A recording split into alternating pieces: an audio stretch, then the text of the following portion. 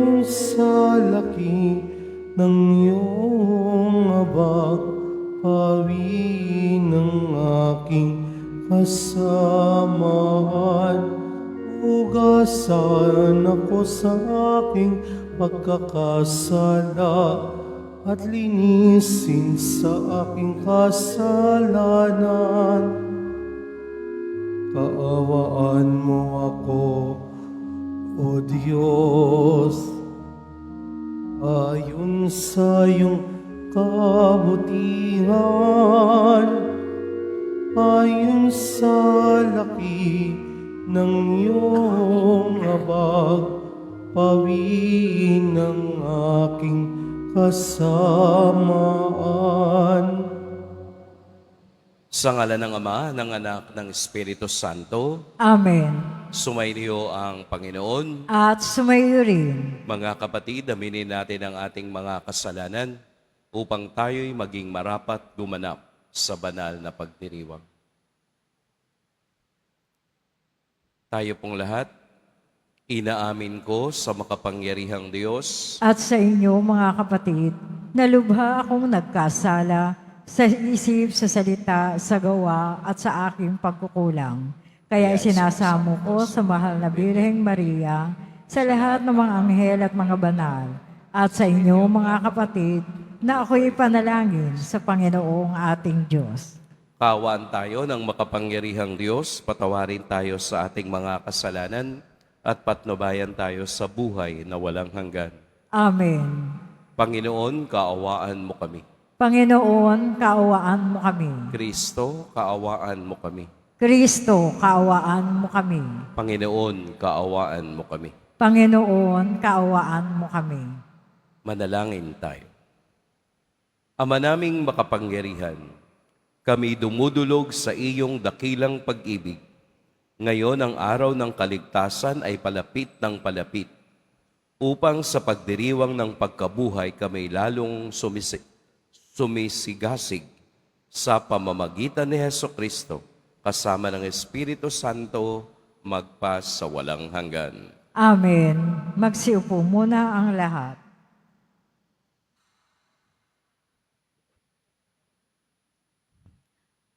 Pagbasa mula sa aklat ni Propeta Jeremias.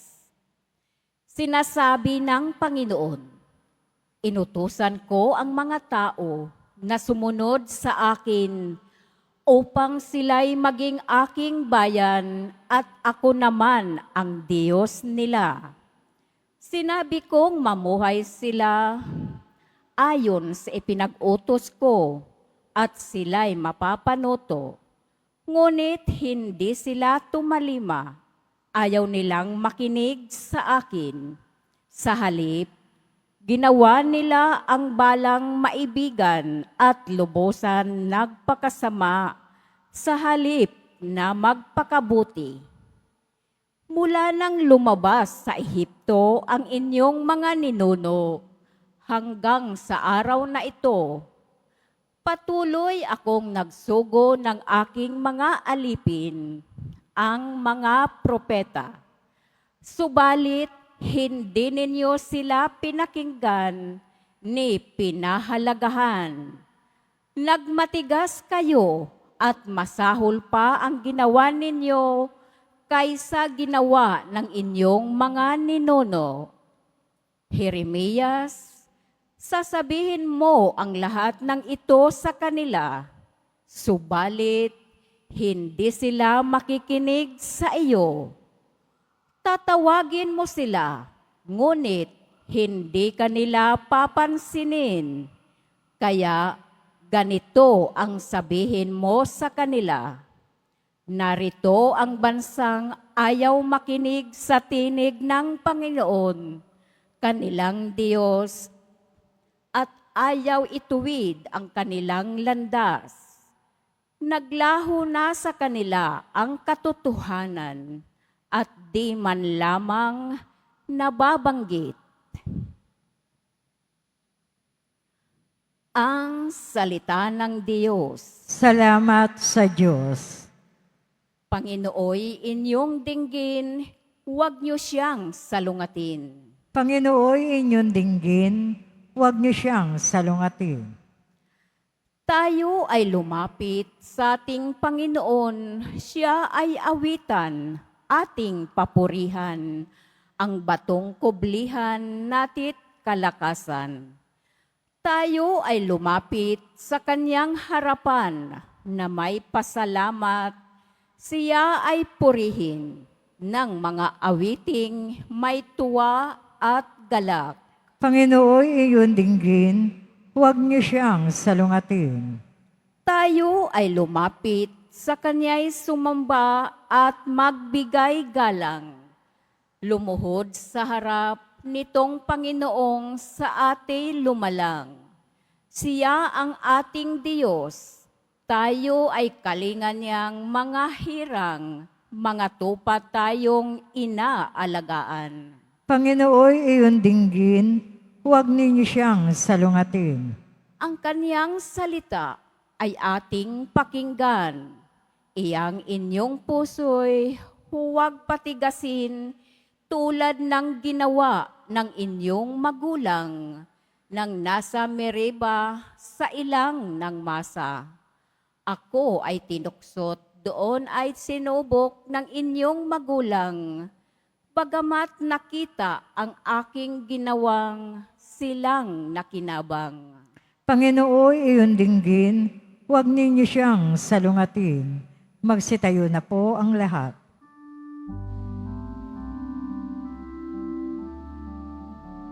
Nagpupuri kami sa iyo, Panginoong Hesukristo. Nagpupuri kami sa iyo, Panginoong Hesukristo. Magsisi tayong mataos, halinang magbalik loob sa mapagpatawad na Diyos. Sa Kanya tayo'y tumulong at manumbalik na lubos.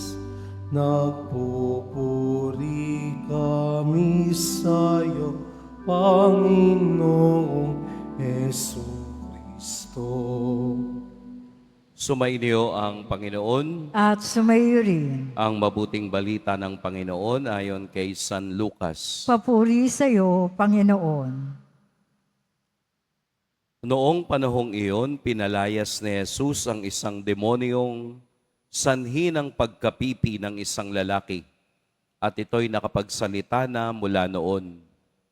Nang gilalas ang mga tao, ngunit may ilan sa kanila ang nagsabi, si Beelzebul na prinsipe ng mga demonyo ang nagbigay sa kanya ng kapangyarihang magpalayas ng mga demonyo.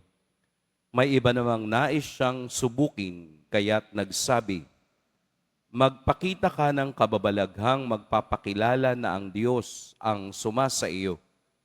Ngunit batid ni Jesus ang kanilang iniisip, kaya't sinabi sa kanila, babagsak ang bawat kahariang nahahati sa magkakalabang pangkat at mawawasak ang mga bahay roon. Kung maghimagsik si Satanas laban sa kaniyang sarili, paano mananatili ang kaniyang kaharian? Sinabi ninyong nagpapalayas ako ng demonyo sapagkat binigyan ako ni Beelzebul ng kapangyarihang ito. Kung ako'y nagpapalayas sa mga demonyo sa pamamagitan ni Beelzebul, sino naman ang nagbigay ng kapangyarihan sa inyong mga tagasunod na makagawa ng gayon?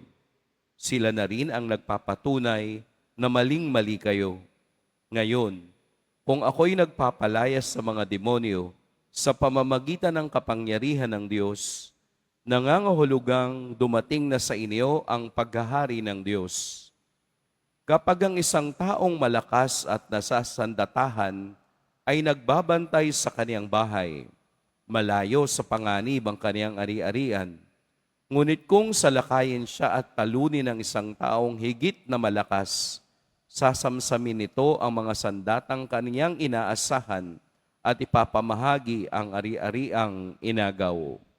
Ang hindi panig sa akin ay laban sa akin. at nagkakalat ang hindi tumutulong sa aking mag-ipon. Mga kapatid, ang mabuting balita ng Panginoon. Pinupuri ka namin, Panginoong Hesukristo. Magsiupo muna ang lahat. Magandang umaga po sa lahat.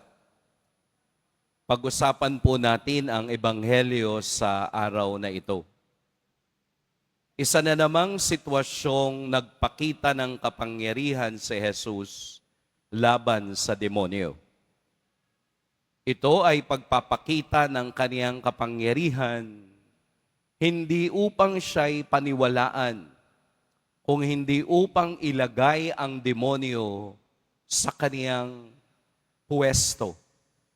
Na kapag ang Diyos ay naroroon, wala dapat demonyong umaaligid. Pakitingnan nga po ang inyong mga nasa kanan o kaliwa. Hindi ko sinasabing demonyo, ha? Kilala nyo ba? Sapagkat ang demonyo ang pinakamatalinong nilalang na siyang sumisilo sa kaisipan at presensya ng tao. Ang demonyo ay kayang magkunwari. Huwag niyo pong isipin na ang demonyo ay ang picture na nakikita nating kulay itim. Huwag niyong isipin na ang demonyo ay may sungay at may pakpak. Ang demonyo po ay mapagkunwari. Ang demonyo ay gagamit ng bagay na kayang siluin o i-convince ang tao na maniwala sa kanya. Ganon katalino ang demonyo. Alam niya ang kahinaan ng tao. Kung mahina ka sa pera, o sabihin na nating mukha kang pera, bibigyan ka ng maraming pera. Di ba, no? Bibigyan ka ng maraming pera. Bakit? Kasi pera ang Diyos mo eh. So upang humiwalay ka sa tunay na Diyos, bibigyan ka ng maraming pera. Bibigyan ka ng kayamanan. Bibigyan ka ng maraming ari-arian dahil ito ang iyong kahinaan. Pabida-bida ka, gagawin ka ng demonyong mataas ang posisyon para magamit mo ang kapangyarihan upang ang mga tao'y mapasunod mo. Ganon ang demonyo. Ang demonyo ay hindi yung kulay itim. Kung hindi ang demonyo ay kung ano yung maganda sa paningin ng tao upang siya'y ihiwalay sa Diyos. Kaya nga araw-araw, tayo po alam ninyo, ay nakikipagtunggali sa demonyo. Hindi nyo lang napapansin. Araw-araw yon, maya't maya, mayroon tayong pakikipagtunggali sa demonyo. Halimbawa, sasabihin ng pare, magpasensya tayo. Ating dagdagan ang pasensya natin sa buhay. Tapos makakakita tayo ng tao na kaaway natin. Ipapakita agad ng demonyo yon upang sirain yung pasensya mo sa araw na ito. Kaya nga po, ang demonyo ay nagpapalit anyo. Nagpapalit anyo upang siluin tayong lahat na gumawa at kumampi sa masama. Ano pong ibig sabihin nun? Ang mga scammer ngayon, magaganda at pogi. Nakakita na ba kayo ng scammer o nagtitinda ng kung ano-ano na pangit? Hindi. Gagamit ang demonyo ng magagandang tao at mga gwapong tao upang lokohin ka para ikaw ay masilo sa kasamaan. Araw-araw ha, pansinin ninyo, maya't maya, kada oras, tayo'y nakikipagtunggali sa demonyo. Pero ang demonyo ay nawawala ng lakas kapag si Kristo ang iyong kasama. Ang demonyo ay tumitiklop kapag alam ng demonyo na ang pananalig mo ay mas malakas sa Diyos kesa sa Kanya. Ito ang gawain ng demonyo. Ang ayaw paniwalaan ang kaniyang nakikita kahit nakitang-kita na ang katotohanan.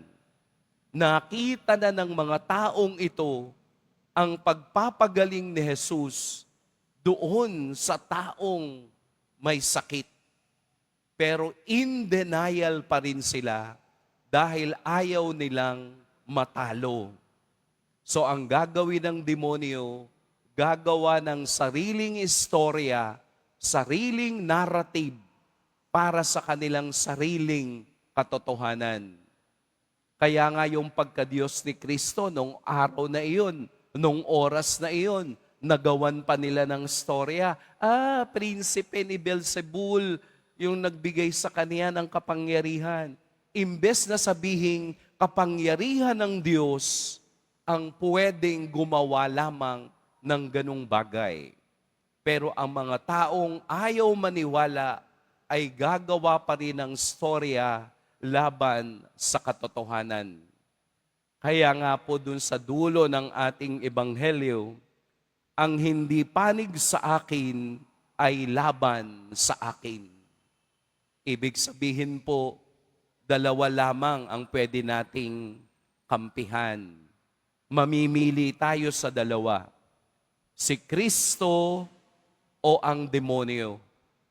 Kapag hindi ka kay Kristo, 100% sa demonyo ka. Bakit ka kakampi sa demonyo? Alam mong masisira ang buhay mo. Umampi tayo sa Diyos. Umampi tayo kay Jesus Nazareno upang dalhin tayo sa tamang daan patungo sa kaniyang kaharian.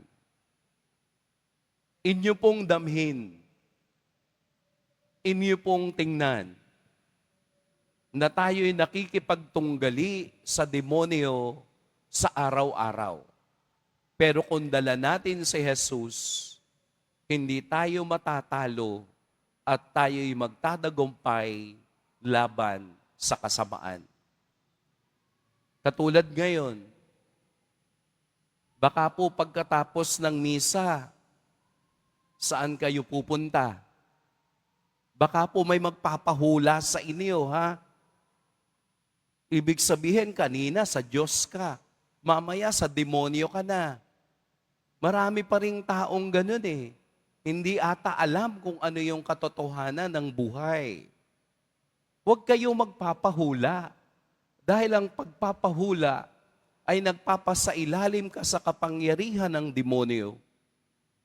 Sapagkat walang pwedeng magsabi ng ating kinabukasan kung hindi ang Diyos na nagtatakda ng buhay. Yung manghuhula nga, hindi mahulaan kung anong lalabas sa loto bukas eh. Tapos ikaw naniniwala sa hula. Baka paglabas ninyo, bibili kayo ng kandilang itim. Sisindihan ninyo kasi galit kayo doon sa inyong kapitbahay. Ano na? Nasaan ka? Ikaw ba'y nasa liwanag o nasa kadiliman? Ikaw ba'y na kay Kristo o nasa demonyo? Maya't maya, araw-araw, subukan ninyo, tingnan ninyo, the more na ikaw ay lumalapit at bumabanggit ng kaniyang banal na pangalan, the more na nagagalit sa'yo ang demonyong umaaligid. Kaya pagtagumpayan natin ang araw na ito, pagtagumpayan nating matalo natin ang demonyo sa pangalan ni Jesus Nazareno. Pagpalain tayo ng poong may kapal. Magsitayo po ang lahat.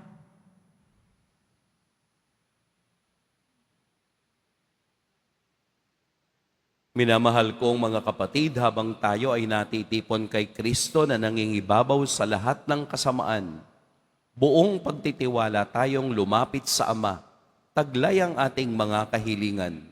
Ama, gawin mo kaming kaisa ng iyong anak. Ama, gawin mo kaming kaisa ng iyong anak. Ang simbahan naway magpanibago at magpatotoo ng tapat sa mga dapat pahalagahan sa buhay at tumulong sa muling pagbuo ng isang wasak na mundo. Manalangin tayo. Ama, gawin mo kaming kaisa ng iyong anak. Ang mga Kristiyanong mananampalataya naway magkaroon ng tapang na mangaral sa ngalan ni Kristo. Manalangin tayo. Ama, gawin mo kaming kaisa ng iyong anak. Atin nawang buong pusong itaguyod ang pagtatanggol sa katotohanan at salungatin ang malikhaing pang-akit ng kasamaan. Manalangin tayo. Ama, gawin mo kaming kaisa ng iyong anak. Ang mga may sakit at may karamdaman, naway paginhawahin ng pag-ibig ng Diyos na kanilang nararanasan sa pangangalaga ng mga taong kumakalinga sa kanila. Manalangin tayo. Ama, gawin mo kaming kaisa ng iyong anak. Ang mga namayapa, naway tanggapin sa kaganapan ng kaharian ng Diyos. Manalangin tayo. Ama, gawin mo kaming kaisa ng iyong anak. Ama naming makapangyarihan, sa paghahandog namin ng mga panalangin, pinasasalamatan ka namin dahil sa iyong anak na tumubos sa kasalanan at kamatayan, na nabubuhay at naghahari magpas sa walang hanggan. Amen. Magsiupo muna ang lahat.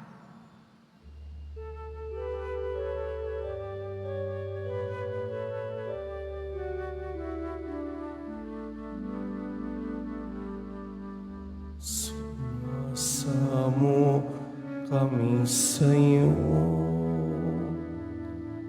marapatin yaring alay. Panginoon, tanggapin mo itong alak at tinapay.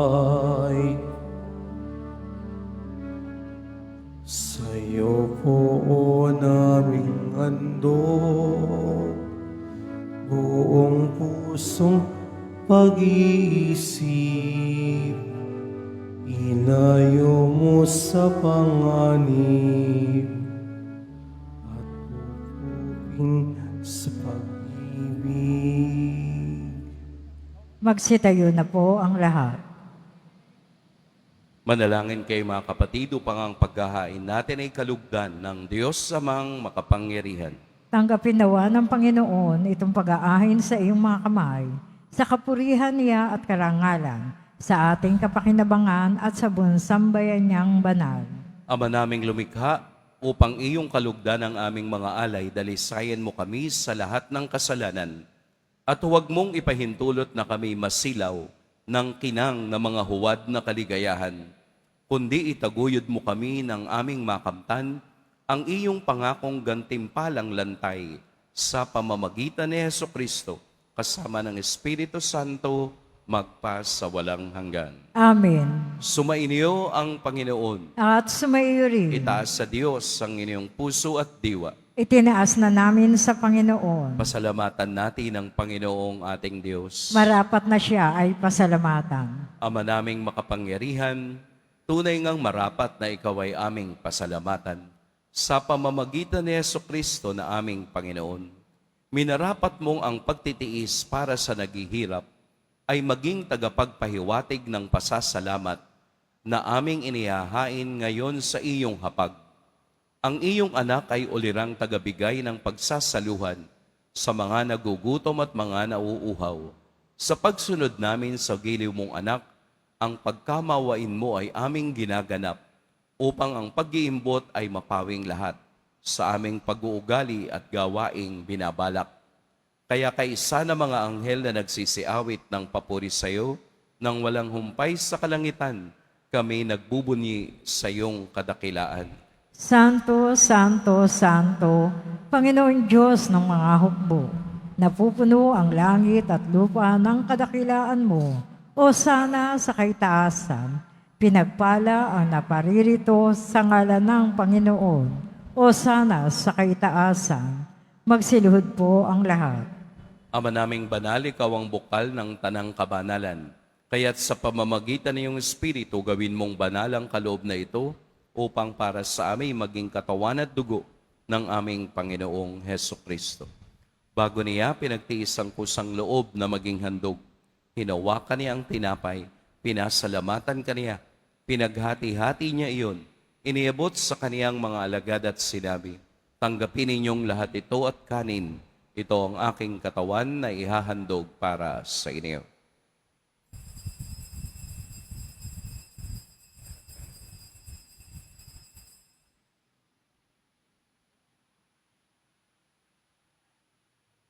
Gayun din naman, noong matapos ang hapunan, hinawakan niya ang kalis, muli kaniyang pinasalamatan, inabot niya ang kalis sa kaniyang mga alagad at sinabi, tanggapin ninyong lahat ito at inumin, ito ang kalis ng aking dugo.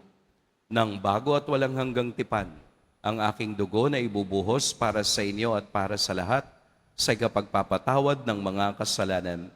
Gawin ninyo ito sa pag-alala sa akin.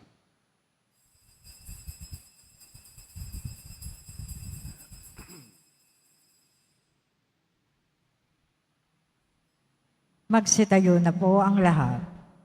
Ipagbunyi natin ang misteryo ng pananampalataya. Si Kristo'y namatay, si Kristo'y nabuhay, si Kristo'y babalik sa wakas ng panahon. Ama, ginagawa namin ngayon ang pag-alala sa pagkamatay at muling pagkabuhay ng iyong anak.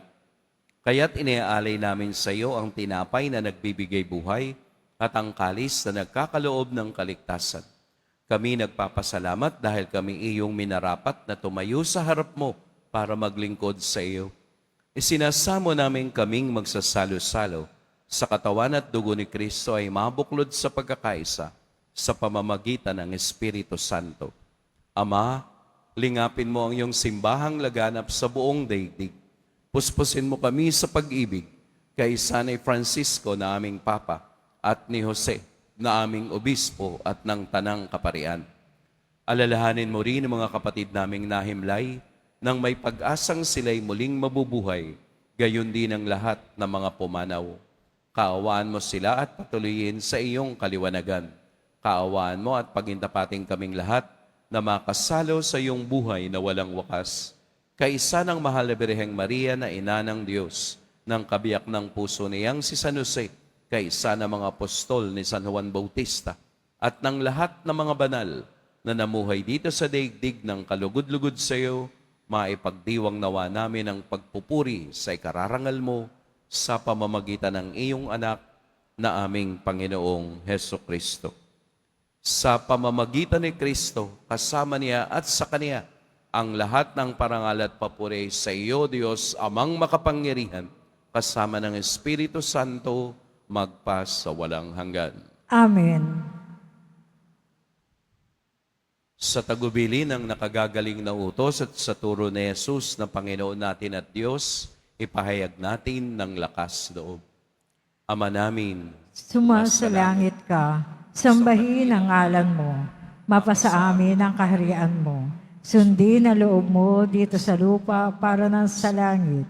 Bigyan mo kami ngayon ng aming kakanin sa araw-araw at patawarin mo kami sa aming mga sala para ng pagpapatawad namin sa nagkakasala sa amin.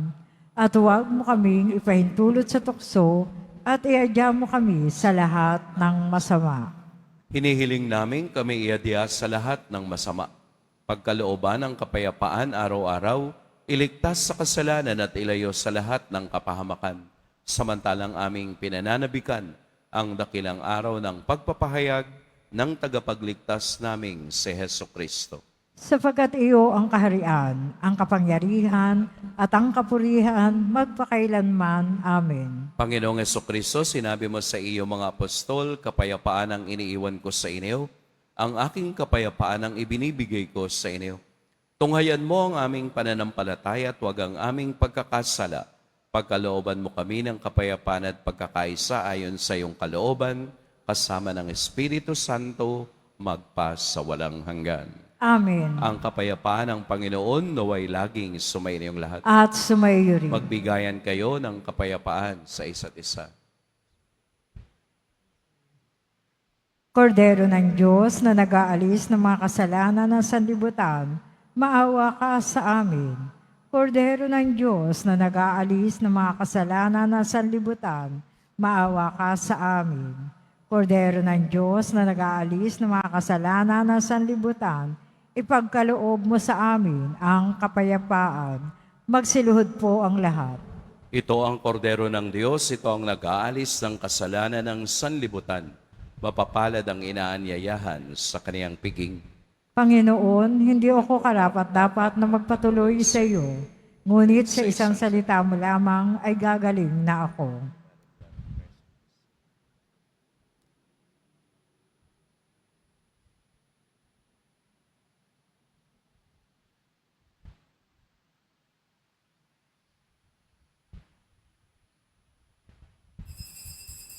Para sa lahat ng tatanggap ng banal na communion, sasagot po tayo ng amen.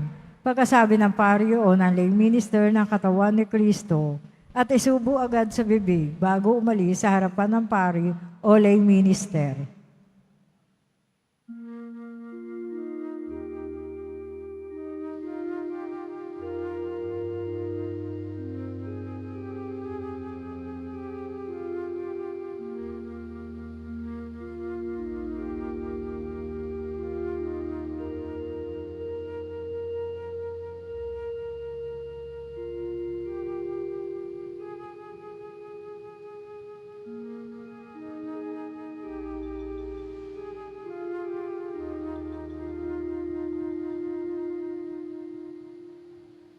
Sa Panginoon ang sinuman sa tubig na aking bigay, di na muli mauuwaw pagkat ito'y bumubukal sa buhay na walang hanggan.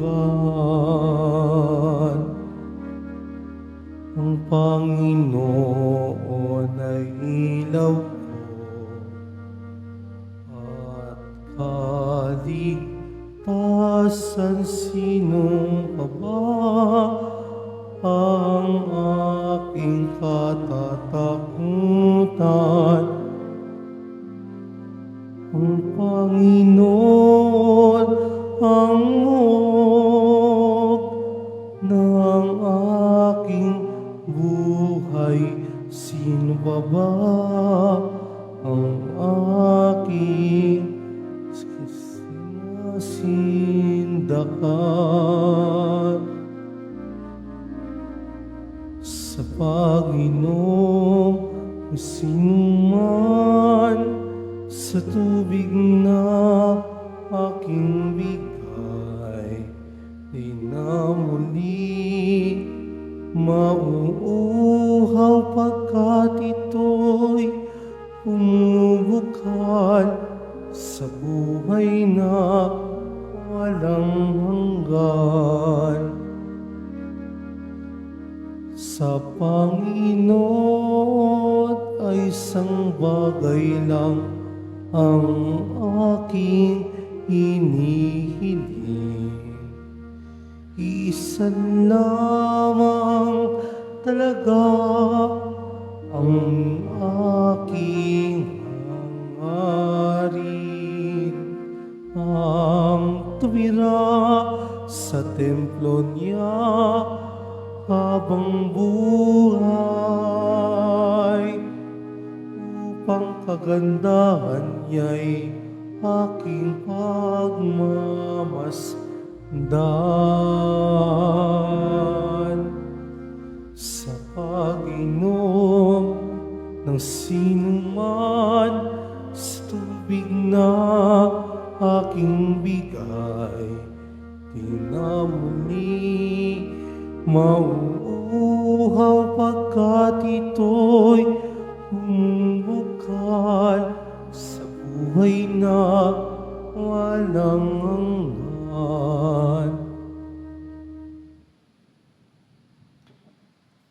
Paalala sa mga nagsisimba. Pagkatapos ng misa, wiwisikan po ang lahat ng banal na tubig.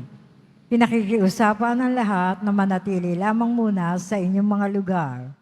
Tanging sa Quezon Boulevard o sa Plaza San Juan lamang ang labasan ng lahat. Sumunod po tayo. Maraming salamat po sa inyong pagdalaw at pagsisimba sa Basilica Minor at Pambansang Dambana ni Jesus Nazareno. Magsitayo na po ang lahat. Manalangin tayo. Ama naming mapagmahal, kaming pinapagsalo mo sa banal na pakikinabang ay iyong tulungang maisaloob at maisakatuparan ang iyong pagliligtas na aming ipinagdiriwang sa pamamagitan ni Hesukristo kasama ng Espiritu Santo magpa sa walang hanggan. Amen. Sumainyo ang Panginoon. At sumaiyo rin. Yumuko kayo para sa pagbabasbas. Mahal na poong Jesus Nazareno, inihayag mo sa pamamagitan ng krus ang walang maliw na pag-ibig ng Diyos sa sangkatauhan. Pakinggan mo ang kahilingan lalo na para sa mga nangangailangan ng iyong tulong at awa. Makamtan nawa namin ang iyong kasagutan na may utang na loob na tinatanaw. Basbasan din po ninyo itong mga imahen at dasalan upang lalo kaming manalangin at magtiwala. Sa pamamagitan ng bendisyon na ito, naway lalo kaming maging mapaglingkod, masunurin at tapat sa iyo na aming maluwalhating Panginoon, magpas sa walang hanggan. Amen. At pagpalain kayo ng makapangyarihan at mapagmahal na Diyos, ang Ama at Anak at Espiritu Santo. Amen. Pumayo kayong taglayang kapayapaan ng poong Jesus Nazareno. Salamat sa Diyos.